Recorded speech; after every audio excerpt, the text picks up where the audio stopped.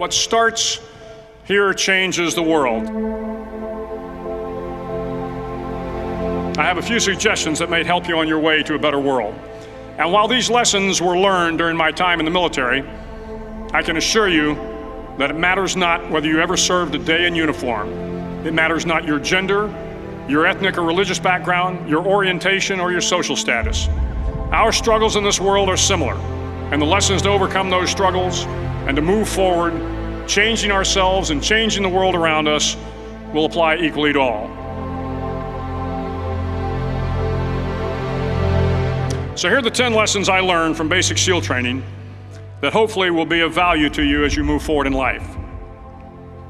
Every morning in SEAL training, my instructors, who at the time were all Vietnam veterans, would show up in my barracks room, and the first thing they'd do was inspect my bed. If you did it right, the corners would be square, the covers would be pulled tight, the pillow centered just under the headboard, and the extra blanket folded neatly at the foot of the rack. It was a simple task, mundane at best, but every morning we were required to make our bed to perfection. It seemed a little ridiculous at the time, particularly in light of the fact that we were aspiring to be real warriors, tough, battle-hardened SEALs. But the wisdom of this simple act has been proven to me many times over. If you make your bed every morning, you will have accomplished the first task of the day. It will give you a small sense of pride, and it will encourage you to do another task, and another, and another. And by the end of the day, that one task completed will have turned into many tasks completed. Making your bed will also reinforce the fact that the little things in life matter. If you can't do the little things right, you'll never be able to do the big things right. And if by chance you have a miserable day, you will come home to a bed that is made, that you made. And a made bed gives you encouragement that tomorrow will be better. So if you want to change the world, start off by making your bed.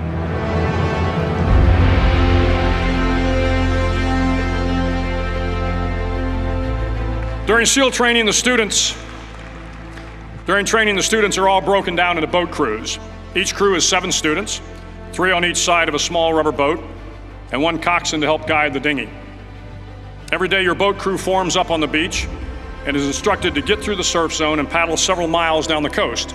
In the winter, the surf off San Diego can get to be 8 to 10 feet high, and it is exceedingly difficult to paddle through the plunging surf unless everyone digs in. Every paddle must be synchronized to the stroke count of the coxswain. Everyone must exert equal effort, or the boat will turn against the wave and be unceremoniously dumped back on the beach. For the boat to make it to its destination, everyone must paddle. You can't change the world alone. You will need some help. And to truly get from your starting point to your destination takes friends, colleagues, the goodwill of strangers, and a strong coxswain to guide you. If you want to change the world, find someone to help you paddle. Over a few weeks of difficult training, my SEAL class, which started with 150 men, was down to just 42. There were now 6 boat crews of 7 men each. I was in the boat with the tall guys, but the best boat crew we had was made up of the little guys, the Munchkin crew we called them. No one was over 5'5". The Munchkin boat crew had 1 American Indian, 1 African American, 1 Polish American, 1 Greek American, 1 Italian American, and 2 tough kids from the Midwest. They out-paddled, outran, and outswam all the other boat crews. The big men in the other boat crews would always make good-natured fun of the tiny little flippers the Munchkins put on their tiny little feet prior to every swim. But somehow these little guys from every corner of the nation and the world always had the last laugh, swimming faster than everyone and reaching the shore long before the rest of us. SEAL training was a great equalizer. Nothing mattered but your will to succeed, not your color, not your ethnic background, not your education, not your social status. If you want to change the world, measure a person by the size of their heart, not by the size of their flippers. Several times a week, the instructors would line up the class and do a uniform inspection. It was exceptionally thorough. Your hat had to be perfectly starched, your uniform immaculately pressed, your belt buckle shiny and void of any smudges. But it seemed that no matter how much effort you put into starching your hat or pressing your uniform or polishing your belt buckle, it just wasn't good enough. The instructors would find something wrong.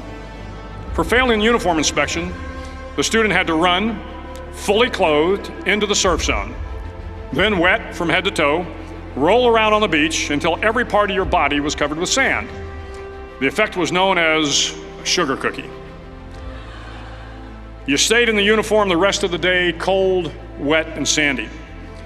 There were many a student who just couldn't accept the fact that all their efforts were in vain, that no matter how hard they tried to get the uniform right, it went unappreciated. Those students didn't make it through training. Those students didn't understand the purpose of the drill. You were never going to succeed. You were never going to have a perfect uniform. The instructors weren't going to allow it. Sometimes, no matter how well you prepare or how well you perform, you still end up as a sugar cookie. It's just the way life is sometimes. If you want to change the world, get over being a sugar cookie and keep moving forward.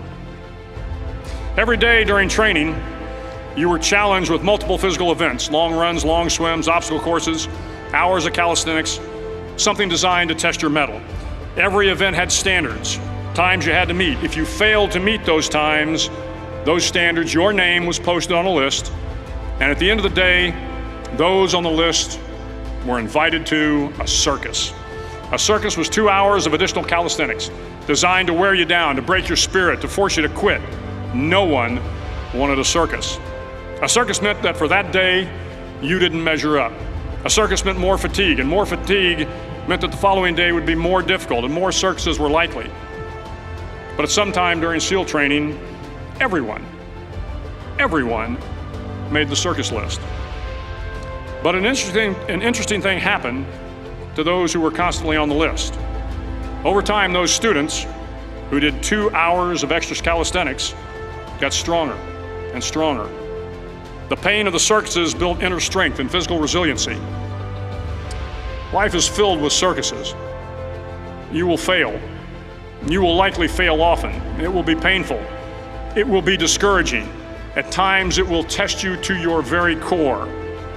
But if you want to change the world, don't be afraid of the circuses. At least twice a week, the trainees were required to run the obstacle course. The obstacle course contained 25 obstacles, including a 10-foot wall, a 30-foot cargo net, a barbed wire crawl, to name a few. But the most challenging obstacle was the slide for life. It had a 3-level, 30-foot tower at one end and a 1-level tower at the other. In between was a 200-foot-long rope. You had to climb the 3-tiered tower, and once at the top, you grabbed the rope, swung underneath the rope, and pulled yourself hand over hand until you got to the other end. The record for the obstacle course had stood for years when my class began in 1977. The record seemed unbeatable until one day a student decided to go down the slide for life head first. Instead of swinging his body underneath the rope and inching his way down, he bravely mounted the top of the rope and thrust himself forward. It was a dangerous move, seemingly foolish and fraught with risk. Failure could mean injury and being dropped from the course. Without hesitation, the student slid down the rope perilously fast. Instead of several minutes, it only took him half that time. And by the end of the course, he had broken the record. If you want to change the world, sometimes you have to slide down the obstacles head first. During the land warfare phase of training, the students are flown out to San Clemente Island, which lies off the coast of San Diego. The waters off San Clemente are a breeding ground for the great white sharks. To pass SEAL training, there are a series of long swims that must be completed. One is the night swim. Before the swim, the instructors joyfully brief the students on all the species of sharks that inhabit the waters off San Clemente. They assure you, however, that no student has ever been eaten by a shark, at least not that they can remember. But you are also taught that if a shark begins to circle your position, stand your ground. Do not swim away. Do not act afraid. And if the shark, hungry for a midnight snack, darts towards you, then summons up all your strength and punch him in the snout, and he will turn and swim away.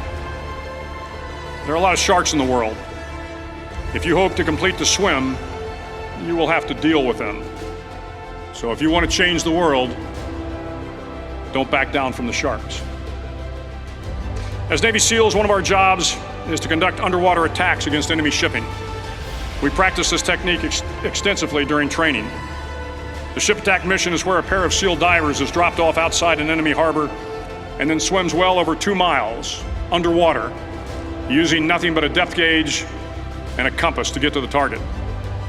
During the entire swim, even well below the surface, there is some light that comes through.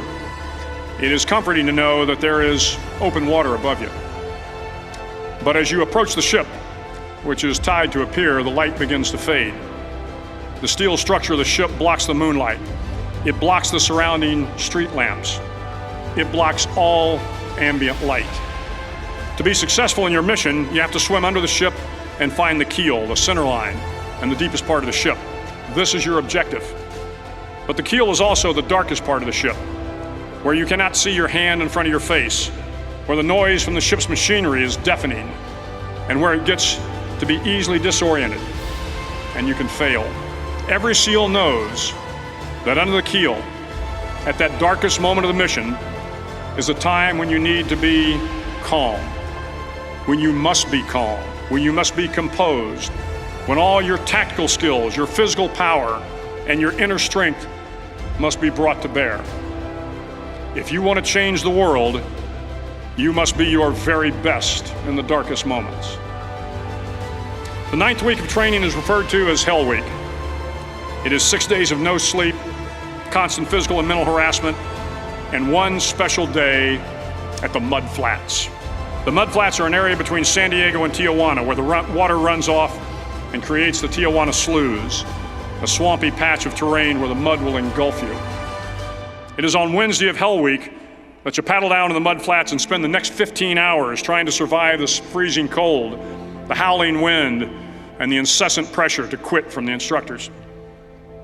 As the sun began to set that Wednesday evening, my training class, having committed some egregious infraction of the rules, was ordered into the mud. The mud consumed each man till there was nothing visible but our heads. The instructors told us we could leave the mud if only 5 men would quit. Only 5 men, just 5 men, and we could get out of the oppressive cold. Looking around the mud flat, it was apparent that some students were about to give up. It was still over 8 hours till the sun came up. 8 more hours of bone-chilling cold. The chattering teeth and the shivering moans of the trainees were so loud, it was hard to hear anything. And then one voice began to echo through the night. One voice raised in song. The song was terribly out of tune, but sung with great enthusiasm. One voice became 2, and 2 became 3, and before long, everyone in the class was singing. The instructors threatened us with more time in the mud if we kept up the singing, but the singing persisted, and somehow the mud seemed a little warmer, and the wind a little tamer, and the dawn not so far away. If I have learned anything in my time traveling the world, it is the power of hope. The power of one person, a Washington, a Lincoln, King, Mandela, and even a young girl from Pakistan, Malala. One person can change the world by giving people hope. So if you want to change the world, start singing when you're up to your neck in mud. Finally, in SEAL training, there's a bell. A brass bell that hangs in the center of the compound for all the students to see. All you have to do to quit is ring the bell. Ring the bell, and you no longer have to wake up at 5 o'clock. Ring the bell, and you no longer have to be in the freezing cold swims. Ring the bell, and you no longer have to do the runs, the obstacle course, the PT, and you no longer have to endure the hardships of training. All you have to do is ring the bell to get out. If you want to change the world, don't ever ring the bell. It will not be easy. Start each day with a task completed. Find someone to help you through life. Respect everyone.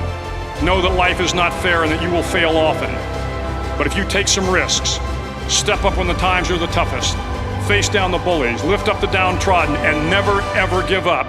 If you do these things, the next generation and the generations that follow will live in a world far better than the one we have today. And what started here will indeed have changed the world for the better. Thank you very much.